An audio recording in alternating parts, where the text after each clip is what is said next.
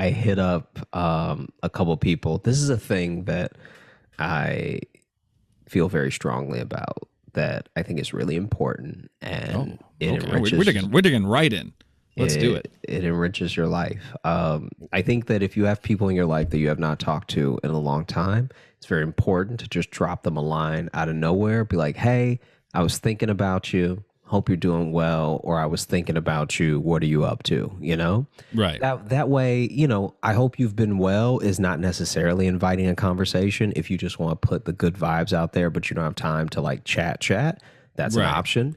Then also, what have you been up to? It does rekindle a little conversation. I think that then it lets people know, hey, doors open. I'm here right now to listen, chat, whatever. Yeah. And I was doing this with a friend, and she told me about a date that she went on. This is years ago, and we just got to talking, and she told me that she went on a date with this guy, and it was one of those things where it was like a date that was set up after a meet at a bar. Okay. Okay. So they meet at the bar, and like, it's loud, it's dark. It's like all of the recipes for a person to not come off like a monster unless they're an absolute monster. Right. Yeah. Yeah. Like, all the work is being done for you right now. It's hard to hear you, it's hard to see you. Like, if You're getting away with a lot right now. yeah, if your drawing personality flaws still shine through, then you are a true monster. Yeah. Yeah. Your terrible flaws are brighter than any light. Yeah, yeah, you are dull. And so and so they get to talking. She's like, oh, okay, he's got like, I don't know, it's a little something about him. And he was looking a little nerdy, but she was like, it was in a cute way, not like a extra dweeby way or anything. And so she was like, Okay. okay, let me see what's up. And so he ends up asking her out. And so she's like, yeah, all right, sounds great. Let's meet up, in a couple days. They set the date for a couple days from when they met. Mm-hmm. And his face still looked shadowy. yeah, Like my man he still looks like he's in the dark. my man just walks around with shadow constantly on his face. He got extra shadow. He's out here trying to be suave, really just being a demogorgon, It's terrifying. It's terrifying. Yeah, just awful. Otherworldly, one could say. Yeah, I rebuke you is what I would say if I saw him in person. I rebuke you. If Next date, I'm bringing an old priest and a young priest. If I saw a man with mostly shadow on his well-lit face, I would slap him with an open Bible.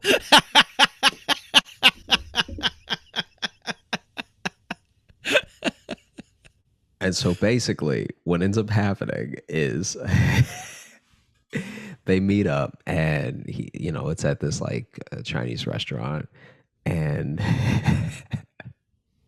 he's like still a little nerdy, still a little like quiet and everything. And now she's like, oh, okay, maybe I was a little tipsy and he's more awkward than I remember. Like, maybe I was giving him the benefit of the doubt because I was a little drunk, which Right. Yeah. of course you were. Yeah. Of like, I feel like that's a Happens given. to all of us, man. Yeah. Yeah. And so basically he's like looking down a lot, and then he'll look up at her really quick, but then lose the courage to keep eye contact. And Oh. she was like, it was almost adorable. It was happening a lot to the point where it was like, I can see how some people wouldn't find it cute. Right. Yeah. Because you're at the table with me. You're not looking across a room now. Like, Yeah. now you're looking at me and then looking at the tablecloth. It's like, oof. Or then you look down, you're like, damn, he has really cool shoes on. He just keeps looking at him. He's like, Yeah. these are great. Yeah. And so he starts asking her, questions about herself, her life, and everything. Mm-hmm. She tells him where she works and what she does for a living, and then she starts to reciprocate asking those questions to him. And he's like, "Oh yeah, I'm really focusing on my art right now and everything. So I'm in between Shoe art. jobs and stuff." and she wishes. And and I'm living with some friends at the moment.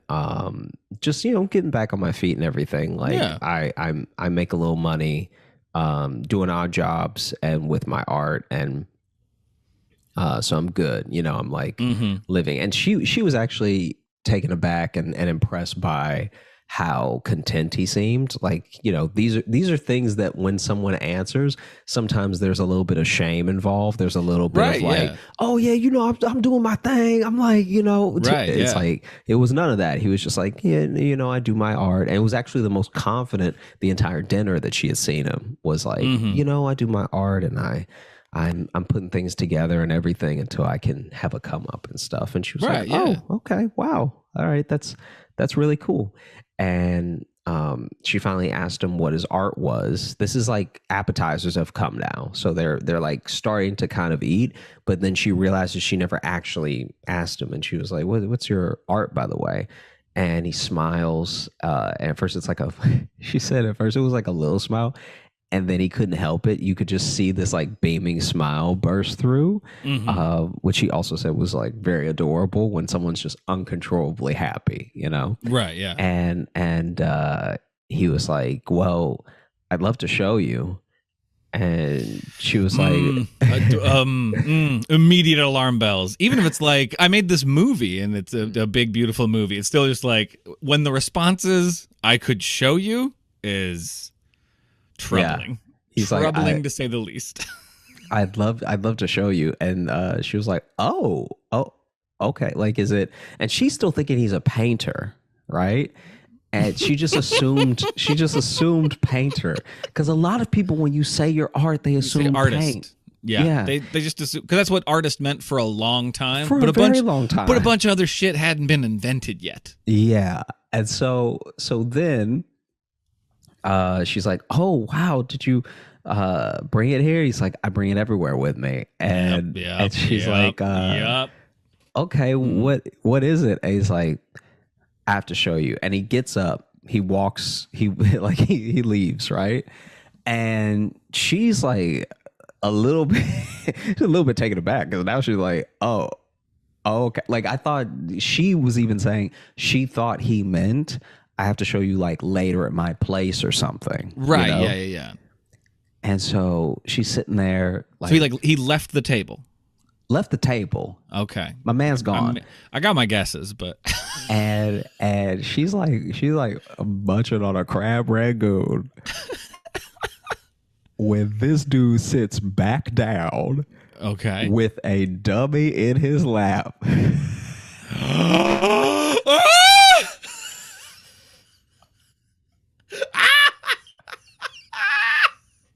Oh, it's better than I would have guessed. Oh, yes. Yes. Fuck yes. Oh, what'd that dummy say? What that? With a dummy in his lap, going. Okay, wait. Let me see if I can. Let me see if I can. Going. Nice to meet you. Oh, it's like not good ventriloquism. And not only is it not good, but this man's mouth can't stop moving.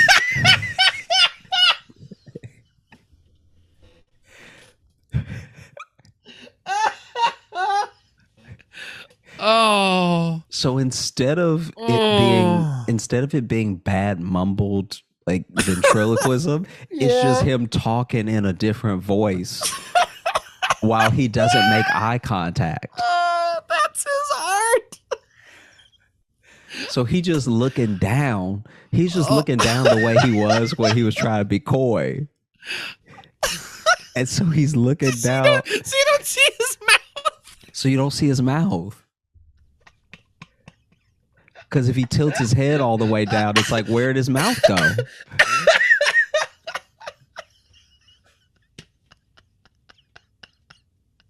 Oh, I was not thinking ventriloquist. I'm so fucking happy. I was not thinking ventriloquist. Oh, boy.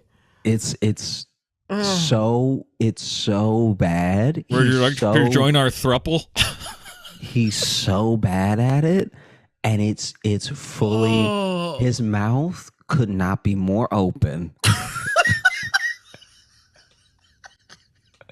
It's actually it's actually like someone taught him the opposite of what ventriloquism is. His mouth is so open. Or they just explained it to him conceptually, but no one showed him how to do it. They're like, yeah, but you make like the doll talk too. Got it. See you later. No, there's more. There's more. When I tell you that she told me that his mouth went, not so little. For the listener, Josh moved his whole mouth. You could see all my teeth the way I moved my mouth just now. You stuck your tongue out. That's how. This dude is licking his lips bad at ventriloquism. He will never have a chapped lip while doing ventriloquism. He's lip licking bad at ventriloquism. This man will never need chapstick. He is so bad at ventriloquism.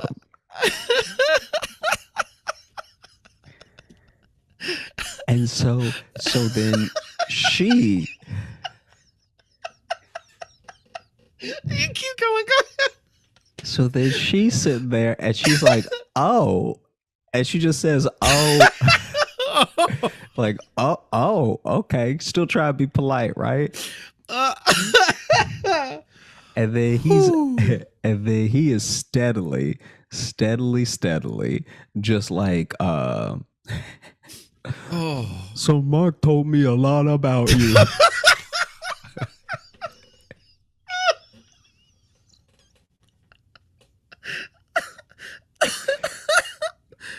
And she's like, he lets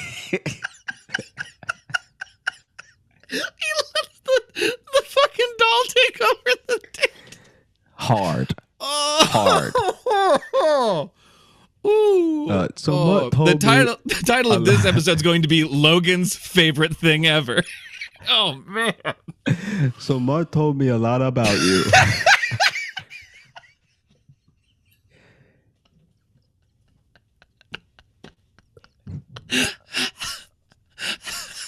And this is just prepare yourself because it gets worse.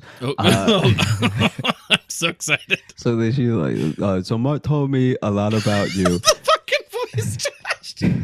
He said that you were a beautiful woman. And he lied. He's roasting her. You are an incredibly beautiful woman. Oh, okay. I was hoping it was going to turn to like the roast act with the ventriloquist to me. So then he's like, what do you do for a living? And just starts asking her all the questions that she just answered to him through the dummy. Oh, he's like making her redo the date, but with the dummy. She's just redoing the date to the dummy. Oh, now. no, don't do that. And so now she's like, I grew up at like, he just like slowly giving him details like, oh, that's interesting. How are you liking your appetizer? That's when you have to look at the guy and be like, I know he's not real. Like you can. and then he goes, my God. He goes, yeah, Mark's kind of quiet around beautiful women. Say something. He goes, wait, don't make me laugh. Wait, shut up. Wait. Okay, Mark's kind of Mark gets nervous around beautiful women. Say something, dummy. And then he's like, sometimes I don't know what to say. Yes. Yes. And then as he gets the doll to talk, this is how bad, just so we can also for the listener once again illustrate how bad this person is at ventriloquism. Right. Yeah. When the dummy goes to speak again, the dude controlling him, Mark's gum falls out of his mouth.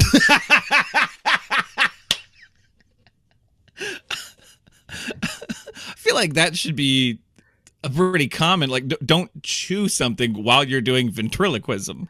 I mean, when you're not doing it well, you can do whatever you want. And so then,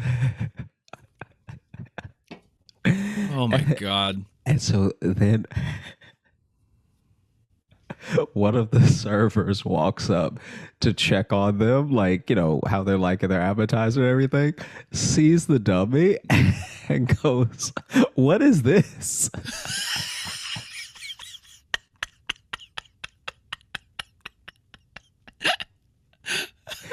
And so he turns to the server and it's like, Get the fuck out of here. I'm on a date.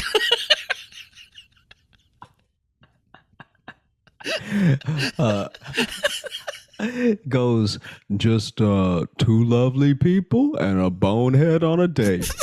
Guess who's the bonehead?" Oh yeah, it's so old timey. I love it. And then the server's like, "Oh,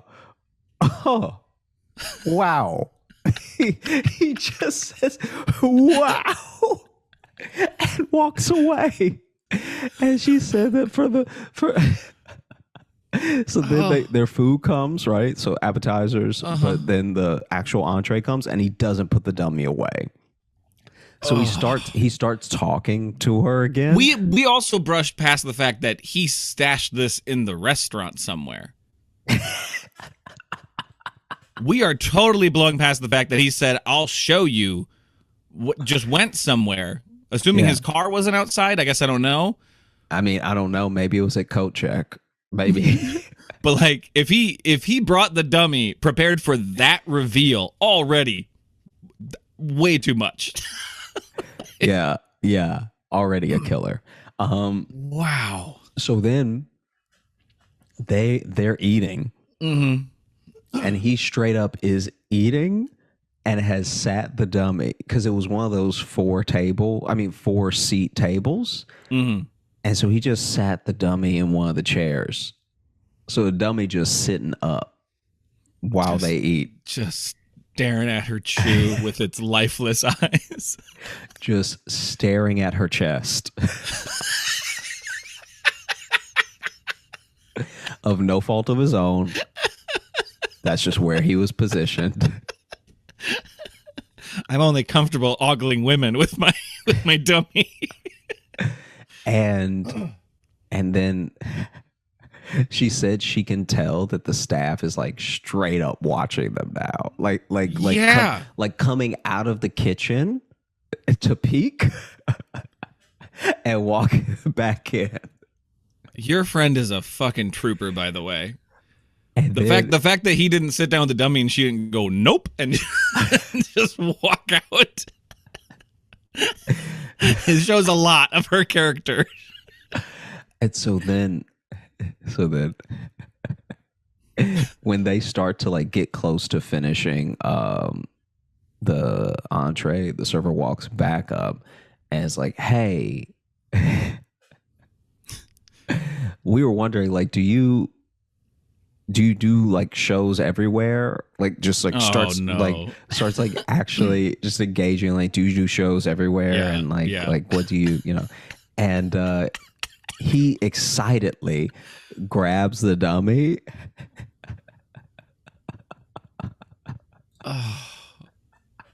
And just starts talking to the server like all over again. And so then the server's like, "Can you show the guys in the kitchen?" Oh, and he doesn't realize that they're making fun of him. He doesn't at all. Does not at all. Because 100% they're like, "Hey, you got to get him to come back here. I gotta see this. Come back here." And so then he was like, "Yeah, I'll do my thing and everything." And and the dummy is like, "We'd love to." And she said what had to be most of the staff walked out of the kitchen and just stood at the table. Oh no! Just watching this man do the worst act and they're dying laughing. So it's like he thinks he's killing, and But maybe they're he laughing, is. Who knows? baby, Because some but of them, like to be fair, some of them did not speak English. So I think some of them were just fully into the fact that a person was doing ventriloquism while only moving their mouth. I think no matter what language you speak, Right. that is going to be universally funny. yeah, being bad at ventriloquism transcends language. You can tell when it's going wrong. Because I don't even know what jokes, you know what I mean? Like, obviously, I don't even know what jokes he was doing or anything. It's just straight up the fact that he's this bad. It's like remarkable. And she was like, I was just like, like she said she was just like melting in her seat. And it's not like no one was like looking at her or anything. Everyone was focused on him, but she was like, well, listen, earlier they were all looking at her. yeah, that's fair. when the dummy first came out, everyone was looking at her just being like, oh, does she know about this? Does she like this? She does not. She does not know or like about this. I mean, she probably looked like she was down with it when they started eating, because then yeah, no, they're like, oh, they must be together then. Yeah. Because she's fine. She's fine with the dummy. Just sitting there eating with that.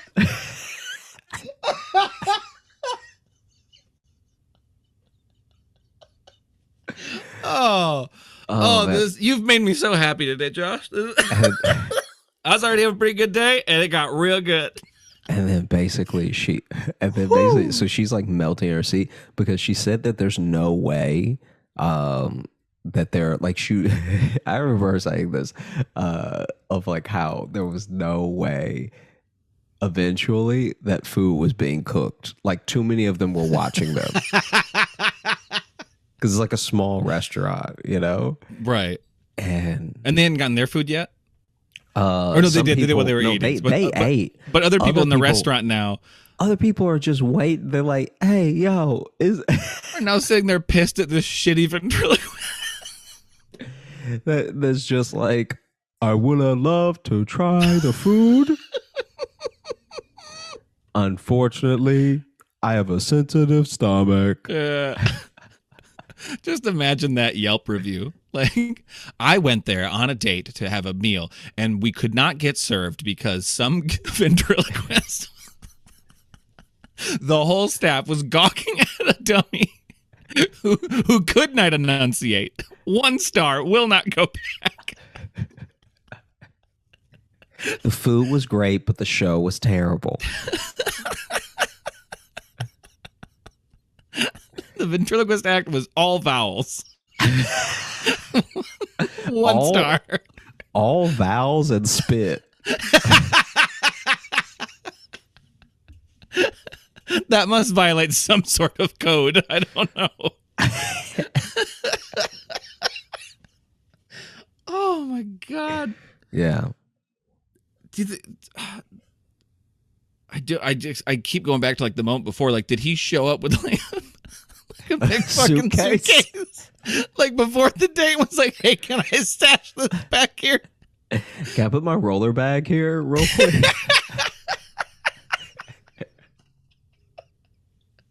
Oh, did he ever try to like drink water while doing the ventriloquism? But like he's not good at it, so he just started drinking. It's like,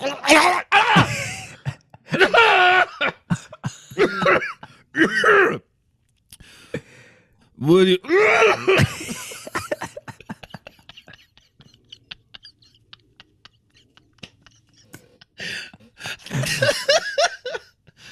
Oh man.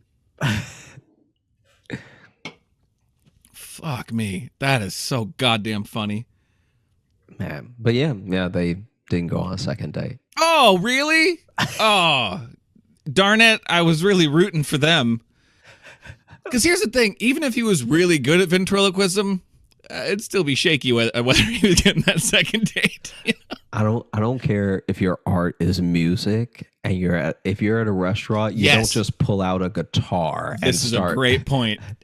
and start playing songs, like start serenading. Well, yeah, because I was already thinking about like, okay, even just thinking of it in terms of comedians I've known who just like will start like making people listen to their, comedy, especially when they're like new at it, or whatever. on a date, they'll be like, well, here's, and then they just start laying out material. Already that is like weird. It's at least a conversation, so you can do it. But like, when you got to go get a thing.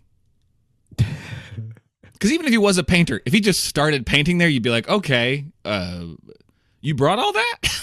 Imagine if you just started painting on the wall with like watercolors you brought.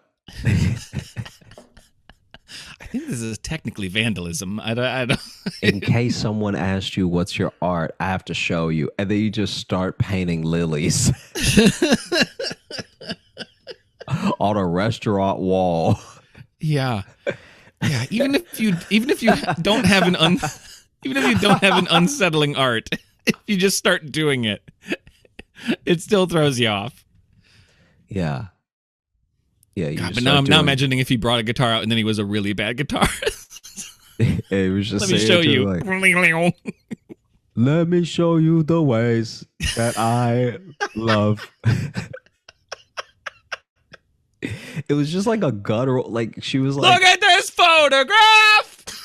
You know what it was too that I think really messed him up is that his mouth was open, but he was trying to not move it. That actually makes sense now that would be the voice you'd make if you didn't close your mouth to do real ventriloquism, but you opened it, but you're like, like having it wide open. Yeah, that's not the move. That's why a lot of them smile so they can like just do it through their teeth. If you've ever been to the dentist, you've just done an impression of this dummy. That's essentially what it sounded like. Your dentist asks you a question and you're like, that is what the dummy. She said it was like she said that she said some of the words were so garbled she wasn't sure what the joke was. Like, I also love that it sounds like he was doing the oldest of ventriloquist shtick too. Yeah. Like that is fucking vaudeville. Like that is old shtick. Let's just say that blackface was normal when that type of act was popular. That's how old your thing is. You're not even hitting the roaring 20s. We're talking 1919. Yeah. There weren't even separate water fountains yet because they hadn't been invented. Yeah. Dude, this was the oldest just and the fact that it was like the fact that for whatever reason, look, killing is killing. The fact that he was killing with the staff is also somehow both impressive and more embarrassing. Oh, absolutely. Absolutely. Because now she is not just his hostage, but everyone's. Imagine you're in a hostage situation and some of the people, you're talking to the negotiator and then some of the people are like, we like it in here. Give us a gun. I'm joining. Like, yeah. Oh, wow. Wow. Yeah. Yeah. That's fucking amazing. And I mean, I guess good for him because you said he was really content. Seemed really. I mean, this is what I think is actually happening. I feel like this dude lives within his means, which is why he's not really pressed for money. And then two, I think that he's so bad that it's entertaining that he gets work. I could see that happening. Because here's the thing. If this dude went on America's Got Talent, I think he'd take it all the way. I think it would be so funny that they would actually give him the golden star. They hit that golden button. They put him through the next round. He shows up and you're like, man, this guy's like a really funny comedy act who did like a fake ventriloquism for his first thing. And it was hilarious. Yeah. Then he starts again and it's worse. It's worse the first time. But you're laughing so hard now because you're like, I can't believe anybody would do this act again. That's hilarious. How he wasted his golden star on this. And then, but then even that's funny. And so then it's so funny that he just keeps getting promoted to the next round. And by then Mm-hmm. he's an American sweetheart. Like by then he's just like, Yeah. it's like people love how bad he is at this thing. And then there's just a Vegas show at the end of it where Yeah. you go to watch this dude talk for an hour and be like, uh, what is what river is completely full of what river I can't wait to see where this joke ends. what river is completely full of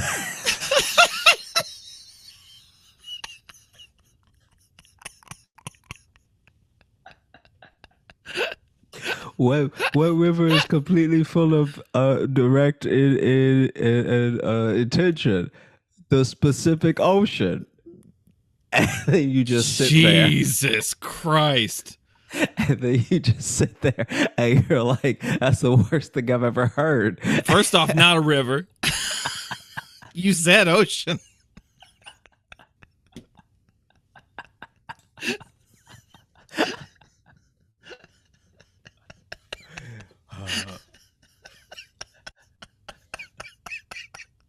And then next season, suddenly he's a judge on America's Got Talent. You're like, how did he? How did he get to be and then you sing your heart out and he's like, I wasn't really feeling it. Where you can't really understand the notes he's given. Hi there. Everyone just kind of looks at him. I think that's a vote for yes. Imagine how demoralizing it would be to be a comic going on America's Got Talent, and then a dummy's hand gives you the thumbs down. I don't think you just quit comedy. I think you actively go on a killing spree. Like, I think that's enough to break a human's mind. Yeah. So much so that they're like, I want nothing to do with society. I want nothing to do with anyone here. A dummy told me I failed. I couldn't understand what he said. Terry Crews was there. I don't know. Reality exploded on me. Terry Crews had to sit me down and tell me that even though I should have been able to understand it off the rip, the dummy said that I'm talentless and I have no future.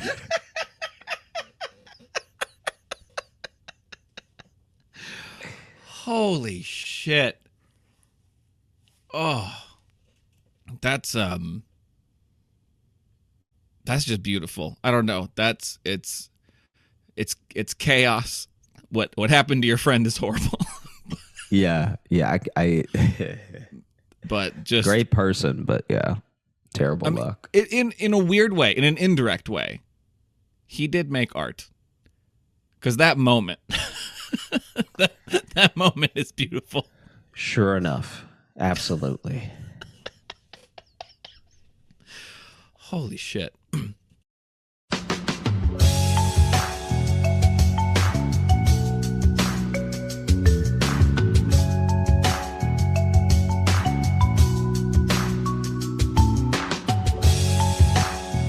Welcome to the Josh Johnson Show. I'm Josh Johnson, joined by my co-host, fellow stand-up comedian Logan Nielsen. Logan, how you doing, buddy? I'm doing all right, man. How are you? I'm doing well. I think that it's weird.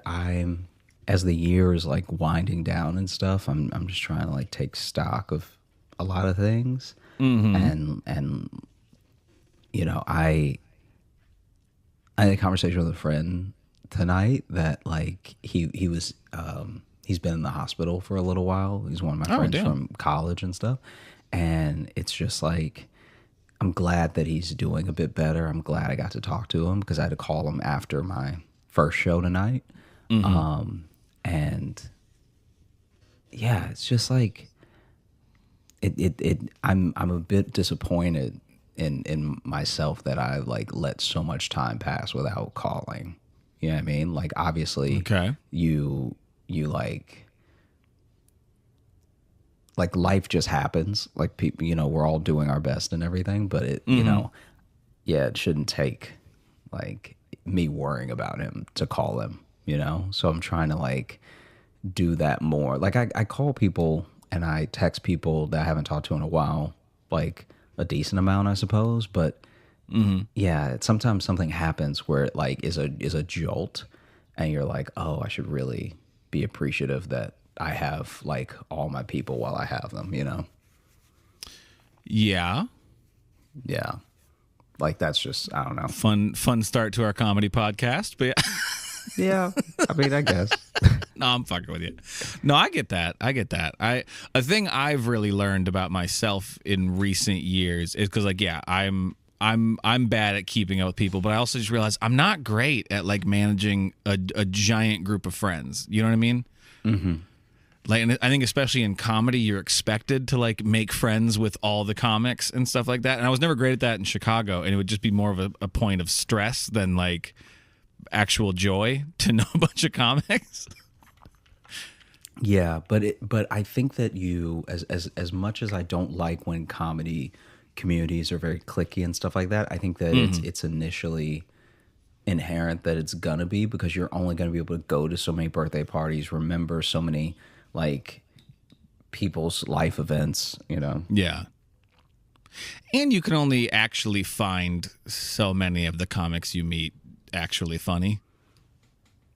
I suppose so. I mean, I feel You know like, what I mean? Like, there's a thing where now you can meet a lot of funny comics, but also like if you're at Mike's a lot, you're also gonna meet a lot of comics who aren't funny but are nice. yeah. That And then that it's kind of also like, happens. and not saying like you only want to be friends with them because they're funny, but there is also like the like, yeah, but like I'm not gonna book you. Sure. You're funny and I like hanging out with you, but Yeah, I think that my thing is I've found that there are comics that I've become friends with or really admire or just really enjoy watching that even if their attention, I guess I could say their attention is not like solely focused on like craft of writing or like stage presence, whatever, Right, but yeah. they're always like, there's always something like, you know, those comics that are like made of X Factor, like they're like up and down. They're like, I need to watch this person, and it might not be good, it'll be interesting. but it's going to be interesting. It's going to be like special. Yeah. Like they're just those people that make your night special, Yeah.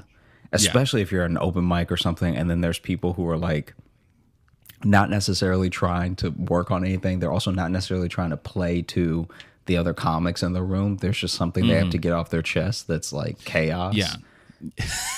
And I'm like, oh man, this is incredible. Yeah, those are the good ones. Those are the good. And I want to be clear too. It's like, I mean, like you may not be able to find everybody personally funny. Some might be very funny, but they're just not going to be what you find funny. So it's like makes it hard to then like want to talk about their set or anything, you know, because I'm like, it's just like, it's not my thing, but you're doing something for somebody. You know what I mean? Like, Yeah, and you also cannot write necessarily, like, even if you're writing with another comic, you're only going to be able to be helpful with things that they would say.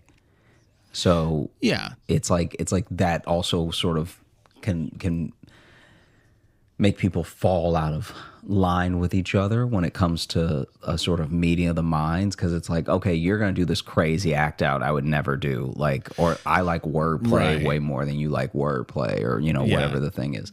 And Yeah, so or like, yeah. that's kind of where I think a lot of it comes from. Yeah, because there are some comics who like then get really like they want to give you a tag and then they're like really adamant about it of like, no, that's what fixes it. Use that. And it's like, well, I'm like, no, but that's funnier if you say it. If you did this joke, yes. Yeah. But like for me, it's, you know, like you and I give each other tags and like try to change jokes. So and like sometimes we take a note and sometimes we're like, that's just not how you know. I know I give you stuff that like that's not what you would say. Yeah, You know, but yeah. I'm like, this is where my brain goes when you ask me about this joke. You know what I mean? Sure. And then there's also something to be said for like like sometimes someone, the thing that I love about comedy and the thing I love about hanging out with comics though is that there's only so many ways you can see a thing as an individual, right? So even Yeah. when you are trying to think of angles and look at things in a different way and open your mind, it's like, it's not even necessarily that someone else's mind is more open. It's just that they're coming at this thing from like the totally different side. Like if every joke was, Oh, for you sure. know, like Yeah. that diamond, there are going to be Yeah. people who are like 10 shades the other way. that you're never going to hit. And watching people there's a friend of mine that has like such a fire bit that I would have never. And you know what's crazy about one of the beautiful things about watching someone just be incredibly funny is that I'm trying to think of how to put this. He was doing jokes that were things that I felt, but never things that I thought, if that makes sense. Yeah. So, I understand what you mean by that. So yeah. he went on this like run. And when I tell you, it was epic. Like, I'm not even gonna like do the jokes because I wouldn't do them justice. I'm literally just telling you, he had a take about Jackie Kennedy that I've never heard before, but had felt in life, but then was like, wow, this man is like as he's talking, it's like he was reading my mind from when I thought those things. Yeah. And so then you're I do really want to know what your hot take on Jackie Kennedy is. well, it's just like the way that he was describing it, and this is not the joke, so I'm not like doing his joke or anything, but he, we were conversing after his set because I went up to him and I was like, dude, that was truly brilliant, everything. But we were just talking about the fact that like Jackie Kennedy is like seen as this like icon of an icon of an icon, like just like really, really up there. And she like, I don't know, she was kind of average, and I don't really know what was that great, but she had right now I'm not reading any emails about Jackie Kennedy. Do not send me Jackie Kennedy emails because I feel the typing already. But clearly there's something special about her because in her lifetime she bagged a president and a billionaire in the same lifetime. Like usually in life you only get one of those things, if either, right? Right. Yeah. It would be like if Barack died tonight and then Michelle was like, Elon looking cute. Like, it's like, Jesus. It's like, imagine that. You had a president and a billionaire in a lifetime. Mm-hmm. That's incredible. Yeah. But, I can't think of her name fast enough, so I couldn't have a good joke about it. Fucking Trump's wife. I couldn't. I was like, she had both in one. Yeah, I guess so. Yeah. Why can't I think of her name right now? That's very funny that you can't think of the former first lady's name. Can you tell me what her name is, please? I can't I'm not think going of to it. tell you. Ivanka. No. Ivanka. Is that her? No, that's the daughter. Who he wishes it was. I can't think of her name. I truly Are you can't think of her right? name. No, I was literally like about to fall asleep when you texted me that you were ready. So I was. I just had nothing to do. I was just waiting. No, I it's knew we were fine. going to record. It's fine. I'm wow. I know. And honestly, dude, I don't even have a guess right now. Hey, you should guess. I know. I didn't. It was his daughter. Yeah, but what do you think it is? Just say some names. I can't even give you a letter right now. Some names. Sylvia Trump. Yentl.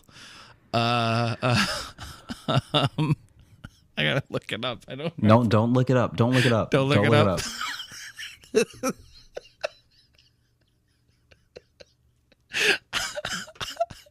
The look Josh is giving me right now. I know, dude. I'm giving myself that look. I'm like, why can't I? Wow. What?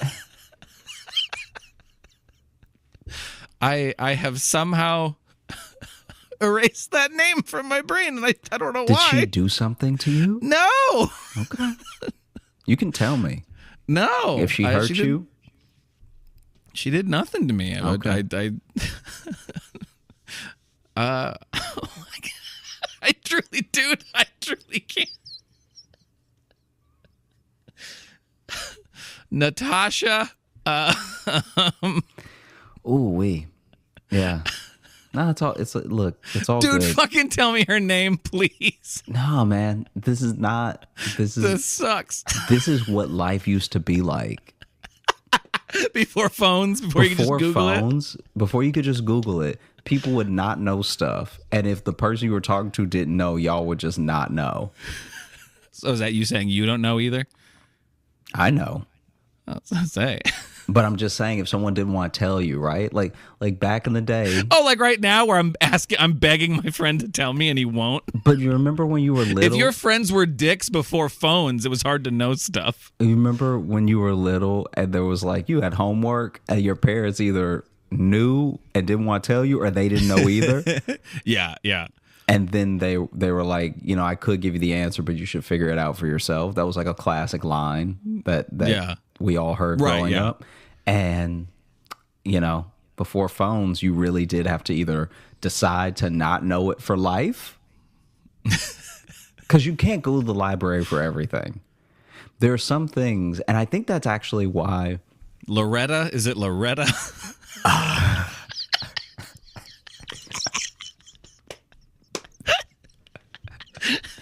This isn't a bit. I genuinely can't remember her name.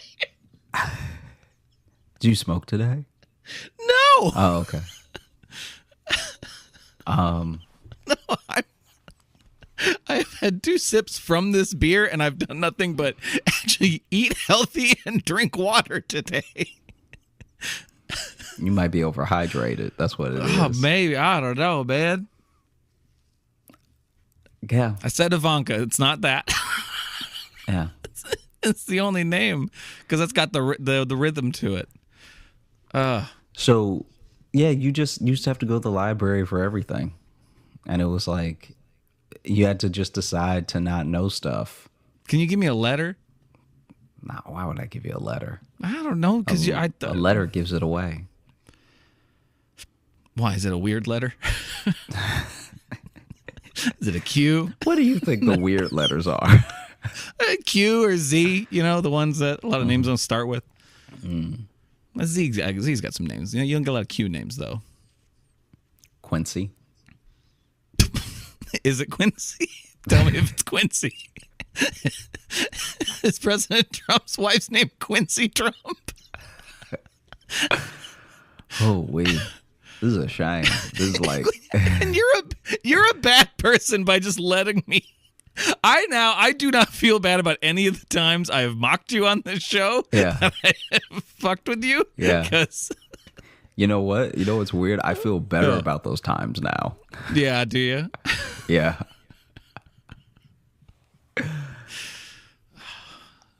Is it Wanda? This is embarrassing. Why is it embarrassing? Because this is recent history in my lifetime. A person whose name I do know, and I know once I remember it or read it, I'm going to hate myself. But yeah, that's why you should wait to like read it or anything until after we're done. This is the thing, and I'm really trying to figure it out. And then you're talking to me, and I just cannot listen to what you're talking about because I'm so focused on this right now. No, go ahead. I'll think over here. Okay. I'm literally going through the alphabet right now.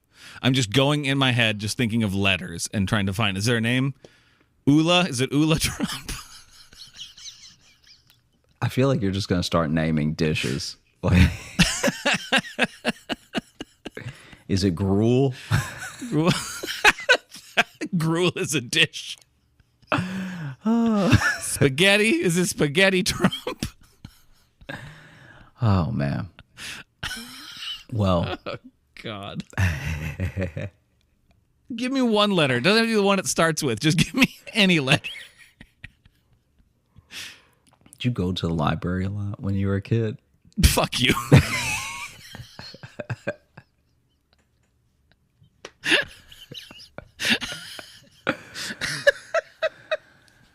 God damn it.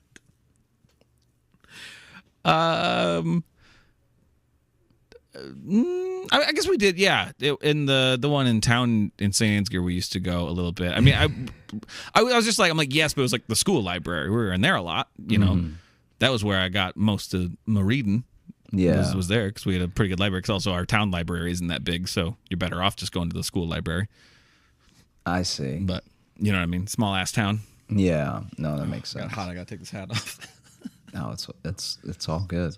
I just asked because like I used to go to the library all the time with my mom because my mom used to work at the library, and there was this lady that worked there that was always cracking me up because you know how there's free access to the internet at the library, and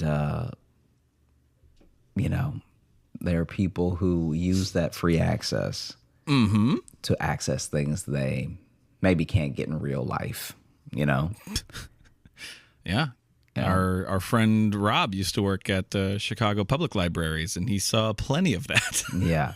And so there were people who would come to the library specifically to look at explicit images of sexual activity, Wow. of intercourse and relations. Wow. You've somehow ruined sex for me the way you just said all of that. Of the activity of genitalia. Oh, God. The activity of genitalia. Oh. And I know I'm going to pitch that to you for a title for this episode, and you're going to say no. You know what I mean? Just the general filth of lust.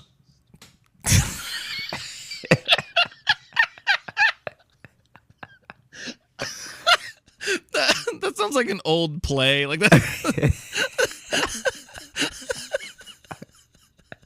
The filth of lust. We should actually do that as like Sounds like a fucking Oscar Wilde play. yeah. We should do that Filth of one lust. the same way that we had the detective one. We should do the filth of lust.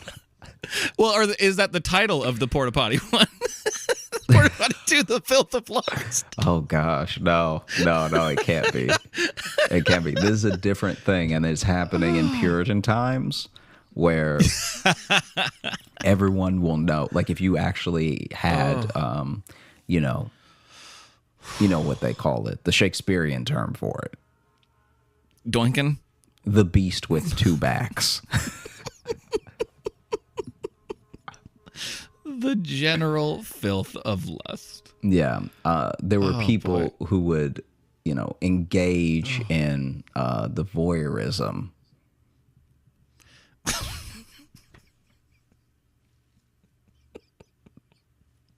Of intimate contact. Oh, God.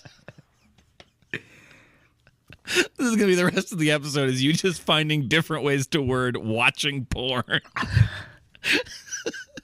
How many different ways? And so when they would, click their way to sin,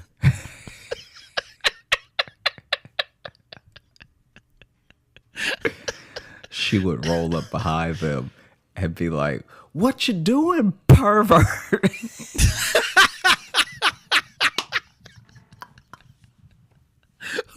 Who would do this? I forgot who was at the beginning of the story. The woman that worked at the library Just the woman who with worked my there? mom. Okay. Yeah. What you up to, pervert? Just extra peas on the pervert. The hardest pee you've ever seen. What's up, pervert? Loud too. I'd be in a children's section reading and just hear pervert. Yeah, I'll spice up your trip to the library. That'll be... Yeah. Is it Mona? Mona Trump? Oh, man, that's phenomenal. Because what a random thing to forget. Like it's so random, forget, yeah. It could be forgotten. Yeah. Yeah. Like it makes sense that you forgot. It's actually not crazy that you it's don't. It's not in my daily news anymore, Yeah. Maybe never, if you think about it. Like if you Potentially. didn't want to know, if you avoided the news for, the last 6 years, then Right. I think you could get away with being like, was it rhyme with again? Yeah. Koala Trump. Man. Wow. Yeah. Huh. How are you? I'm all right. You all right? Yeah. I thought I was all right until we started recording. Yeah, I mean, I also thought you were all right because you were kind of like looking at me crazy when we started, where I was I like, wasn't looking at you. I wasn't looking at you crazy. I thought it was. And here's the thing. I sometimes respect it, but it's just like just to be like, I'm gonna start this on a real somber note. sure. about not being good, about staying in touch with my friend in the hospital. It was all we had said was our names and then that. Yeah, And but if sometimes they've I'm made just it like- to like 130, like whatever episode this is, I think they know. 122. I think they know. But it could be someone's first episode too, is what I'm saying. Mm-hmm. So if they start it and then only the first couple minutes, they're like, man, these guys are bummers. Yeah, I mean, and then the one's stupid as hell. He can't remember the president's wife. it was also like all of 5 minutes. So if they didn't last this long, they were never going to be with us. They weren't fans anyway. If you're still here, you're our little weirdos who stick with us, and we love you. Oh man, yeah. I've been like thinking a lot about the year and stuff. Like, I know that we're gonna have our episodes coming up. They're sort of like the real year in review episodes and stuff. But Yeah. I think in my life, because I've also had this thing where, I understand that, all comparison kills joy. That like that old saying of like, oh yeah, you don't want to be comparing yourself to everyone all the time and stuff. Yeah. So I try really hard not to do that, because I also don't want the biggest thing I learned in comedy as I was like making more friends in comedy, doing comedy more and stuff like that, is realizing that I did not actually want to do the things that other people wanted to do. So then that also kills comparison, because it's like, if someone got a job that, that I was like, oh, maybe I would want to do that. But then I think about it and I'm like, oh, maybe not. Like I'm pretty happy with life right now. So there's no real reason to run around, trying to like jump in on other people's accomplishments and stuff. And then also I think the things I describe doing to people sound like dumb to them. You know what I mean? Like I showed a friend way before this happened. I showed a friend what I was gonna wear on Colbert, and this is before I'd even booked Colbert. I was just like, my next late night spot, I'm gonna wear this, right? Yeah. And I was like, what do you think? And this is also why sometimes you have to like keep things close to the chest, because like I think if I was a different type person, I may have like taken it, because he didn't mean anything by it, but he like taken it too much to heart, and he was like, oh, I mean, it's cool, it's not something that I would wear like to the, and he wasn't being he wasn't like being any type of way, he was just being honest, but it's also why you have to know, you can't just ask people questions like not being ready for whatever the answer is going to be, because I really wanted to know what he thought of it as a whole. Right, but if I had specifically asked him what he thought about it just for him to tell me how cool it looked, I was about to be disappointed, Yeah, but that is why a lot of people ask the question of something like that for that reason. They just want to hear their hope echoed back to them. Yeah. And you know what I mean? And with me, it's like, I knew it was like, as soon as I saw it, I was like, oh man, this is amazing. Like I'm gonna get Melania? this. Is it Melania? Yeah. Oh God, thank God. You know how I got close to it? Because I jokingly thought of malaria Trump, and then I'm like, wait, that's actually pretty close. That sounds about right. Because then I just started looking for words to do as jokes, and then I'm like, wait, I think I actually got really close. Oh my gosh.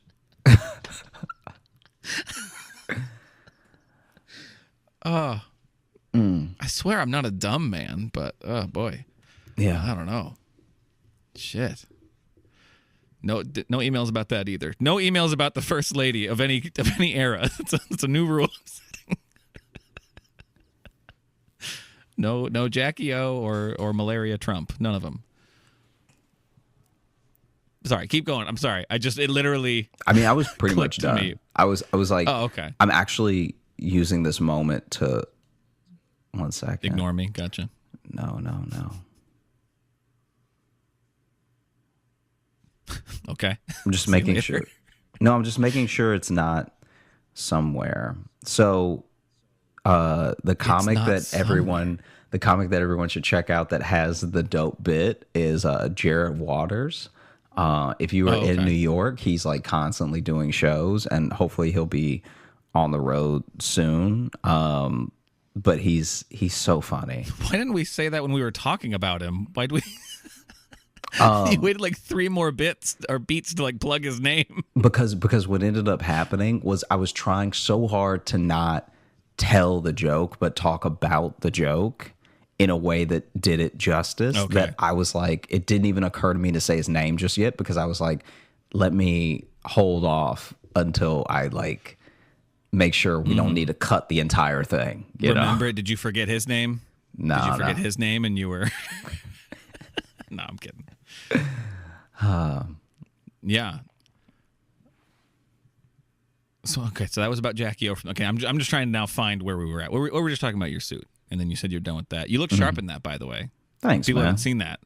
Even if you don't watch the set, you should. But also, like, no, you did walk out, and I was like, geez, that's a sharp one. Like, 'cause that was like, that's the nicest one of those I've seen you in. You know? Yeah. I feel like that was like the most form fitting too, because That was like, it was like, bro, it felt yeah. tailored. No, you did.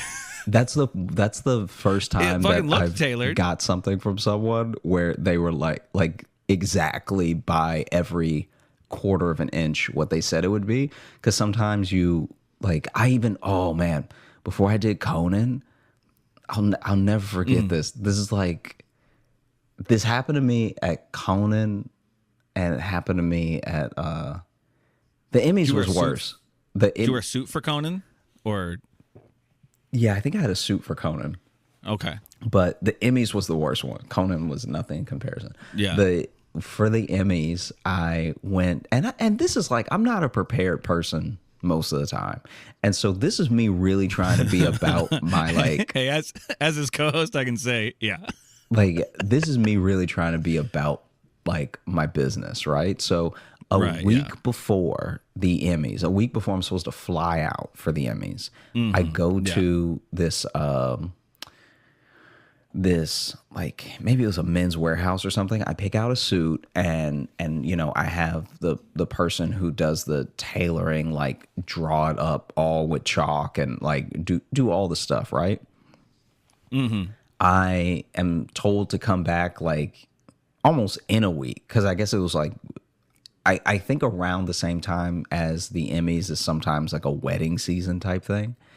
Because there's like wedding seasons throughout the year that are heavy. You know, a lot of people have summer weddings, some people have spring weddings, some people do fall, stuff like that.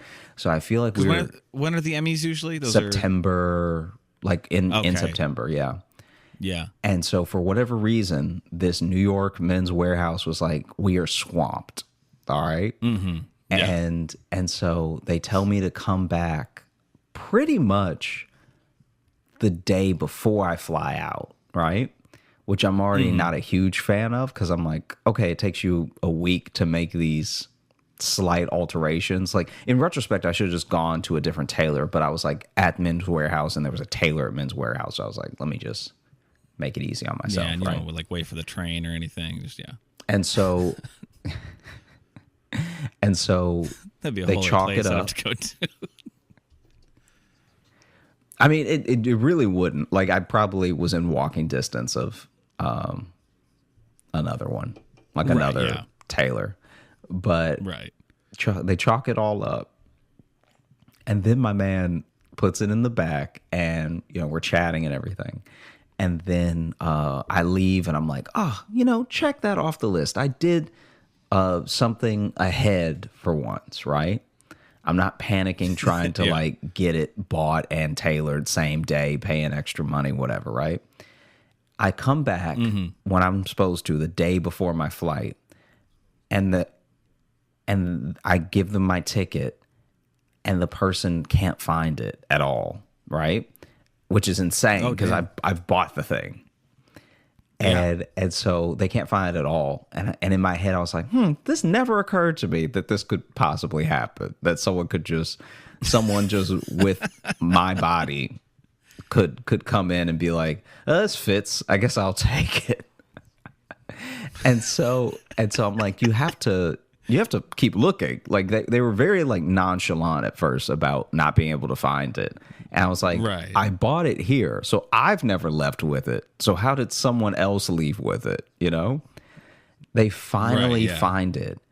And a week ago, when I, was getting it, tailored and sized and all the measurements and stuff like that, the guy who did it put it on the wrong rack. So he went back there and put it on the done rack immediately. So no one's touched it this entire time. Oh, okay.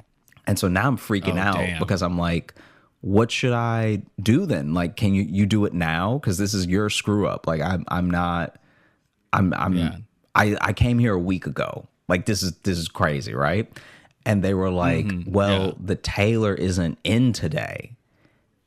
And I'm like, all right, is he gonna be in tomorrow early? Like, can I maybe pick it up right before my flight? Or like I'm trying to figure out what to do. And they were like, maybe, but I wouldn't.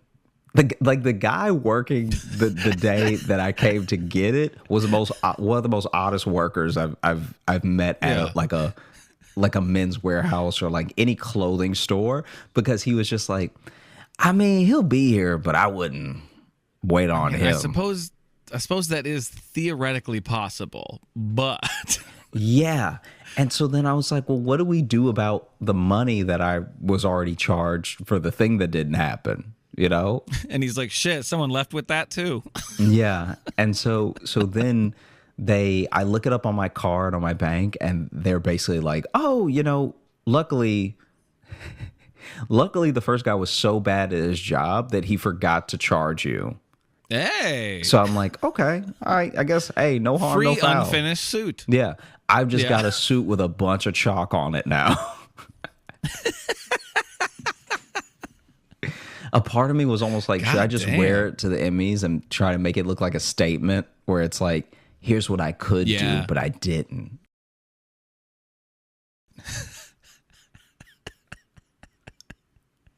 Yeah, you're protesting tuxedo standards or something. Yeah. Why shouldn't more grown men look like the little rascals? Yeah, I'm trying to reconnect with my childhood. This is a suit of whimsy. Yeah. And so I flew with this chalked up suit, and then when we got to LA, I think I rushed to a tailor in LA, which was also, most of them were too busy because the Emmys was there. And so they were doing a bunch of stuff, and it was like, it was hell. You show up with just a chalked up suit. Can you finish this? Like, I might as well have shown up with the fabric. Can you help me? Yeah, just a roll of fabric. Can you make me a suit, please? God damn, yeah, that would be a lot. There would be a big part of me that'd be like, maybe I just won't go. Maybe, I don't know. I'm not giving away any award. I'm not presenting. I guess just... Yeah. Nah, man. Oof. Yeah.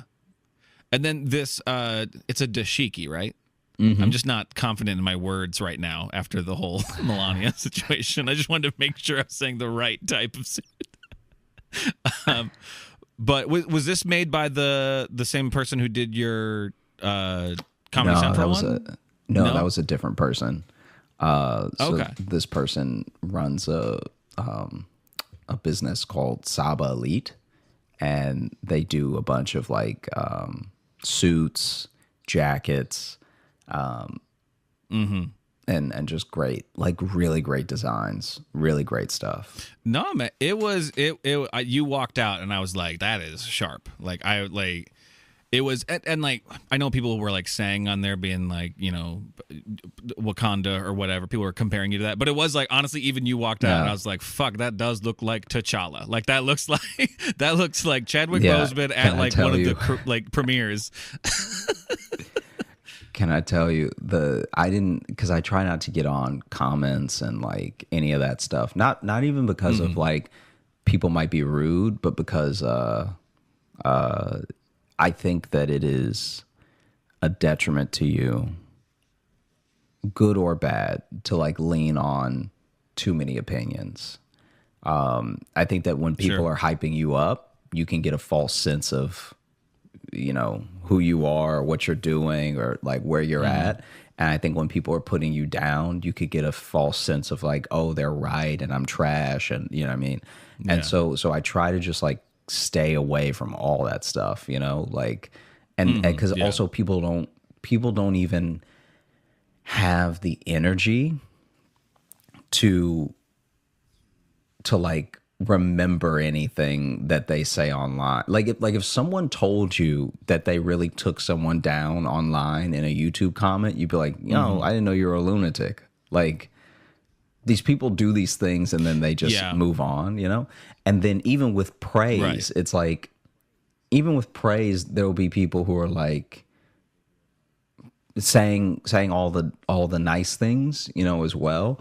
But don't really like know or care about you, which is like, it's still good to put something out that's good. Yeah. But Bro, we get emails that say to Josh and co-host. Yeah, and it's yeah, like, yeah. And I'm it's the like, only other guy here. You couldn't even look. We say it in every episode. You couldn't look up my name yeah, to send an email. And so it's one of those things where I know that people I would say most of what's said on the internet is not meant, and most of what's said online is not meant in the way that it can be taken, or even in the way someone thinks that they were. Like, maybe you're upset in the moment, so you post something or you comment something, and it doesn't actually mean anything to you, but it could really affect that person. So I try to stay away, and that's mostly a YouTube thing. I'm like engaged on my social because I feel like on my like, to me this is the difference. To me, it's like, if you come to my social, it's like, oh, you probably mean it. Like yeah. If you came to me, then like, good or bad, this is kind of how you feel in the moment. But YouTube just throws stuff at you. Yeah, and if people comment on it too, I don't think they expect the people who makes the videos to like actually read them. It's that weird thing of like, even though it's their channel, they put it there, but I think everyone thinks there's like, you know, like I just saw a video today of someone talking about like people sending them like their own video to be like, oh my God, remember this? And he's like, yeah, that's on my page. Yeah. You sent it from my channel. But it's like, no one really thinks that, I don't know, we run the stuff we run. I don't know. Exactly. That's just what makes YouTube such a different beast, and how people even digest it or think about it. Because obviously every social platform has a discovery or an explore, or like is sending you stuff, but YouTube just does it differently. I don't know how to describe it. And so I said all of that to say that I did not see this comment. Because it feels like a cable network almost. Yeah. You know what I mean? It's like talking to the TV. You're not expecting the TV to talk back. Yeah. And like, I did not see this comment because I steer clear of like YouTube stuff as far as comments for at least like the first month. I try not to look at it at all, but like especially if it's on this channel, like if it's on my channel, and I know that it's like the people, once again, the people coming to me, then I want to engage with them, and I want to say like, hey, you know, whatever, right? Or thank them for watching, or, you know, whatever it is. But I think when it's something that's on some, like with Colbert, that's his stuff, right? So Yeah. I did not see this, but my manager told me that one of the top comments, at least the day that I did it, was how'd she put it? She was like, it seemed positive. And as soon as she said that, I was like, oh, then don't tell me. Like in my head, I was like, don't tell me that. Like if you're not sure. It seemed positive. And then she was like, it seemed positive. And somebody was like, oh, look at that little Wakanda nutcracker. And I was like, wow. This is why I need time. And then I come. Yeah, like this is why I need time away before I engage. My little Wakanda nutcracker. Oh, And I was that's like, oof. Oof. Yeah. Little Black Panther Jr. up in here. Yeah. Yeah, because what ends up happening is that when I feel like if I prepare myself, by the time I do look, I can be like stoic about it, you know? Right. Yeah. And also if I give it time, it didn't just happen. So I'm not like what do you want to call it? I'm not like emotional about it, you know? Yeah. It seemed positive. I like that a lot. Yeah. Yeah. You're like if they do a cartoon, you know, where it's like all the Avengers are in high school, and you're Oh my God. you're Teen Chala. That's what the T is for. Yeah, that's what the T is for, is the teenager. Oh, good golly. That's funny. I haven't opened up the mailbag yet. I'll start looking for something. I will say, though, you mentioned that coming up we'll be doing our end of the year episodes. If you look in the bio of this episode, we'll have the form out for submitting your favorite episodes of the year. I'm not speaking to Josh. I'm speaking to you, the audience. I realized this. I just said your, and that could have been to anybody. We want to know. We want to know your favorite episodes of the year. We did that last year. It worked out really nicely, and then we do our episodes where we put in some of the best moments of the year, and we add some extra stuff too. We talk about them and all that. So if it's a simple form, I haven't made it yet. Spoiler, but by the time this is out, I will have. So it's gonna be simple. But go fill that out. It'd be a lot like we did last year.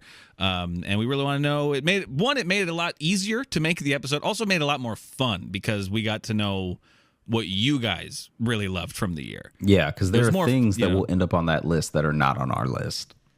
Well, and some things we'd forgot about, remember? There were things where like, oh, yeah, that was a fun like story or fun episode that we had completely forgotten about. Yeah. We do a lot of these. So... we would really love it if you submitted on that, if you care to. Let me open up the email. You got anything else you want to chat about before? No, I think we're ready for a mailbag. I think that we should dive in. You know, I mean, we're gonna have to save the filth of lust for another episode. Oh, is there more on that? No, I'm saying that the working out the rom-com erotica. We'll have to save it for another time. We got this one here, and it is titled "Very, Very, Very Important Information," and then it just says, "Hello, Losh and Jogan. I have very important information about my new job. My boss's name is Richard Balls, but he prefers the name Dick for some reason. His name is literally Dick Balls. I may be mentally 10 years old, but this is one of the funniest things to ever happen in my life. Anyways, y'all keep doing your thing over yonder. 69,420 out of 10 jangles." I didn't say the name, and I may cut this last part because it says, "P.S. I'm also very stoned while writing this, and I don't want to get anybody fired." So yeah, no, fair enough. But I don't want Dick Balls to hear this and be that. No, that is wonderful. Thank you for incredible. sharing that very important information with us. We needed to know. Yeah. And I love that our fans bring us the important news. I also love the idea that someone named Dick Balls might ever try to send someone else to HR. Oh, yeah. Yeah, like it's like we need to send you to human resource. Like, you need to send me to human resource. Well, you see your language, my language, your name, sir. Yeah. Dickard Balls. Let's see this one here. This is signed Kit Kat, and the title here is Love Ya Dummies. Toontown and Squeaks. Love the show. I got into it because a guy I'm really into wouldn't shut up about it. Parentheses, shout out to my boy Ruffles. I don't know if I'd be really trying to chase a man named Ruffles, bar. And boy has my simp behavior finally paid off because y'all are hilarious. Well, I guess we're a good consolation prize. Yeah. Much like Logan, I am a pun terrorist, and I can't count how many times I've been caught cackling with y'all in my ear as I do my... Oh, get ready for this, Josh. As I do my mouse experiments. And then in parentheses, nothing weird, I'm an immunologist. But still, it still sounds weird.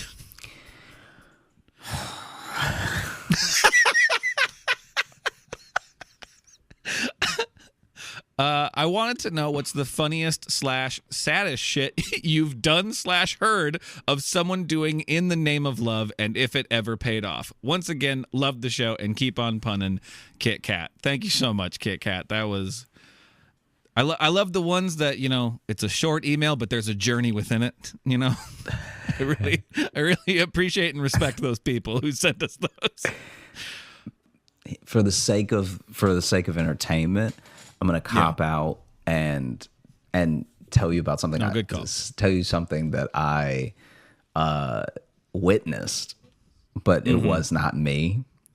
Yeah. Wink, wink. I mean, it really wasn't, but whatever. This is when someone's like, "Oh, my friend." Okay. So in junior high, I had a friend who had a crush on this girl, and so he like laid it all out in a note to her, but like on loose leaf, right? And filled that thing up, right? And then maybe it's like the little because when you're also that young, rom-coms are going on in your head. You think you're in your own rom-com. Oh, you know what I mean? Yeah. So he decided, and he worked. This is what's sad. He worked on the design for longer than he worked on the note. Even though the note was the full page, he worked on the design for a paper plane, and like was throwing paper planes at lunch, like nonstop, and like you know, tweaking the design, tweaking how much like lift it had, all that stuff, right? And so the day finally came, and he wrote the note, and he had folded so many paper planes at this point that it was nothing to him to get the perfect like cut of paper plane together. Yeah. And he folded the paper plane perfectly, and then he went to throw it her way, and as he throws it, so he's maybe like 6 seats behind her, and in the next what is it, column, or is it a row? I can't remember which one's which whenever you're seated. Like if you're seated in a square, there's columns and rows. I guess it doesn't matter if it's a square, but he was one set of seats off to the right of her and 6 seats behind her. So it was a long throw. And as he goes to throw the paper plane, he like really like punches it forward to her, and it's got like the exact amount of, like, he put the perfect force on it, and it's not drooping to the ground. It's like coming like eye level to eye level, right? Right, And as he throws it at her, she turns around to look at him, and it goes into her eye, and actually, like hurts her. actually hurt her pretty bad. Oh God. See that at school the next day with an eye patch. It wasn't that bad, but it was like she definitely wasn't focused on reading it and could not read it for maybe the rest of the day. Wow. Yeah. Yeah, that's like the exact thing. It's like the number one thing you don't want to have happen if you're trying to do that. If you're trying to win someone over with a paper airplane, which is that it hurts them.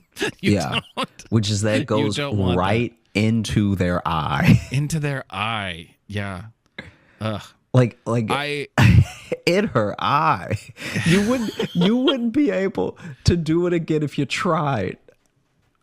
Yeah. Because she had to, like, it was supposed to, I guess, hit her shoulder or like hit the back of her head. I don't know what he was thinking, but it was like the fact that she turned around just in time and looked into the butt, I mean, like the tip of a paper plane. The butt of the plane. She looked right into the nose of the plane when she turned around to look at him, right? Yeah. Made eye contact with the pilot. Hit her right in the eye. Oh man. That's great.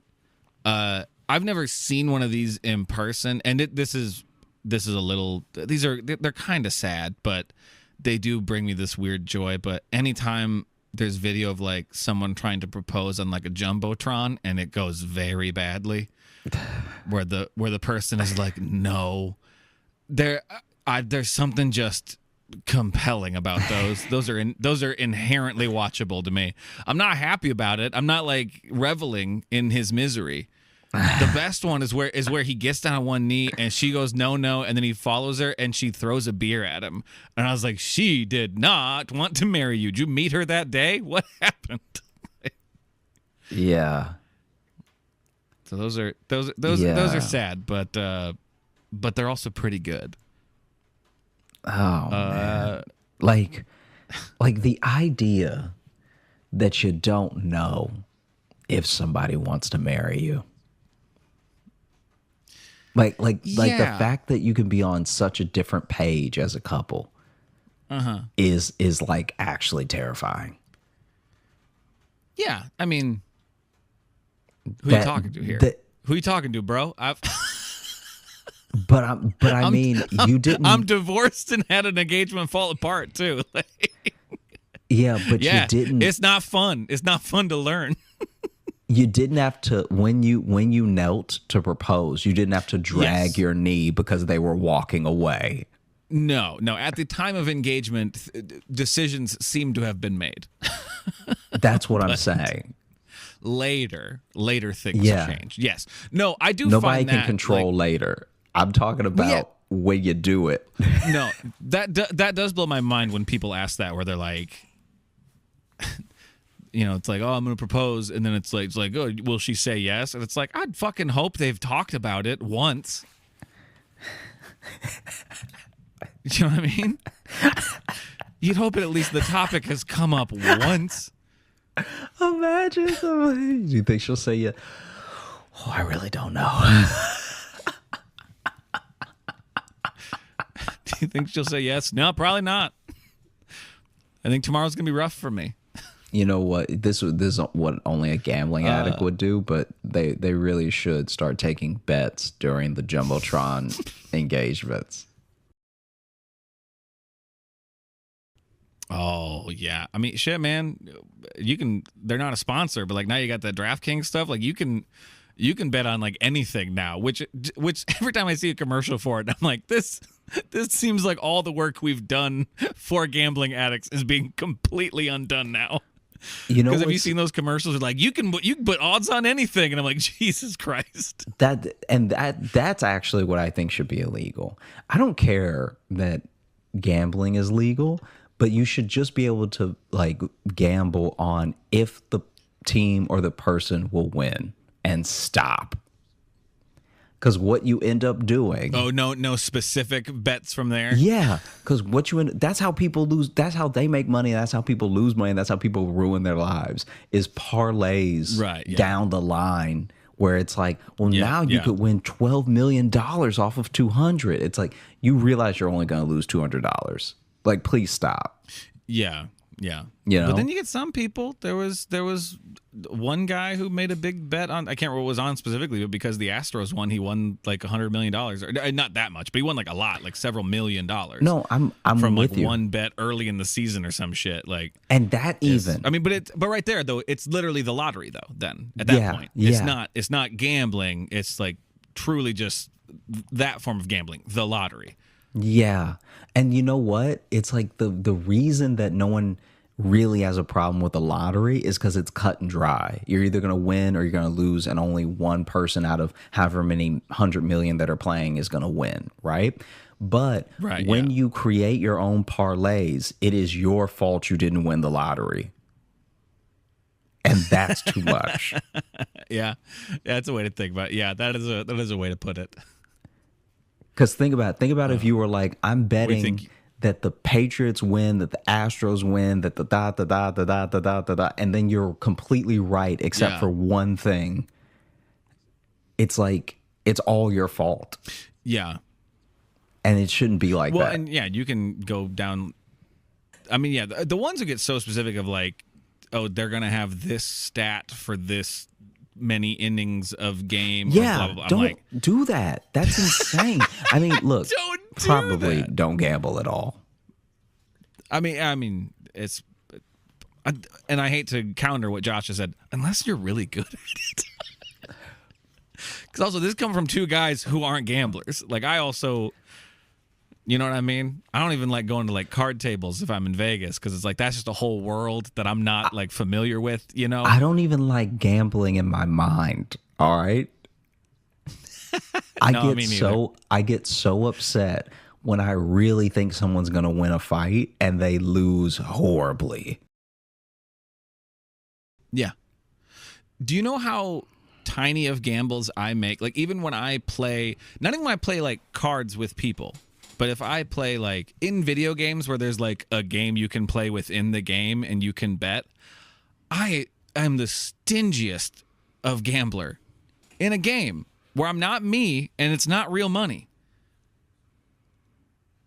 It's like I'm forcing this digital character to sit down and play a game that he clearly doesn't really want to, because I'm not even betting. Yeah, I'm with you. I'm scared to bet. Like, what is that, fourth person by that point? I don't even know what that is. Yeah. Do you want to do another email, or should we wrap her up? No, let's wrap her up. Thanks so much for listening to the Josh Johnson Show. We had a great time recording. I hope you had a great time listening. If you are looking to catch up with us on any of the socials, you can find me at Josh Johnson Comedy on TikTok, YouTube, and Instagram, where we're going to be posting clips of the show. And if you're looking for Logan, you can follow me on Instagram at Logan M. Nielsen. And if you want to get into our mailbag, you can email us, joshjohnsonshow@gmail.com. And again, if you want to submit your favorite episodes and moments of the year for the Josh Johnson Show, there's a link in the episode bio. Click on that, and you don't have to create an account or anything like that. It's just click on it and send your thoughts, and then we'll make our best of episodes. You can also join our Patreon if you want bonus stuff. We got some bonus podcasts and some video stuff and other update things that we put there. That's patreon.com/Josh Johnson Show. And also in the links that we put down below, you'll also find our specific Linktree stuff and website things. And on there are tour dates coming up that Josh just announced that he's doing a tour next year, and I'm going to be on some of them as well. So go click on that and see what the beginning of 2023 is looking like for us, and maybe you'll be able to come see us. Yeah. And in the meantime, have a great rest of the virtual day. Show. Live virtual show, too. Sorry. Live virtual show, yeah. December 17th, right? Live virtual show. Forgot about that. The last one of the year. That's December 17th, I believe. Correct? Saturday the 17th? Yes, it is, at 6 p.m. Eastern Time. I'm getting all the plugs in, man. Plenty of chances to see us and interact with us coming up, so take advantage. Sorry, Josh. Take it away. No, you're good. Until then, have a great rest of the day and an incredible weekend. We appreciate you. Bye. Hey, thanks so much for watching. Please like and subscribe. It really supports the channel. Hit the bell notification because apparently it's the only way YouTube will tell you that something happened. And just tell a friend. That's the biggest thing you could do. Just tell one person in your life that you like, maybe you don't like, that this video happened to you. We release the podcast every Thursday on all the podcast apps, so you should find us there and subscribe on those and comment and leave reviews and whatever on all of them. And also, if you want bonus stuff, you can join our Patreon, patreon.com/Josh Johnson Show. We have bonus podcasts and videos and stuff there, and we'd love to see you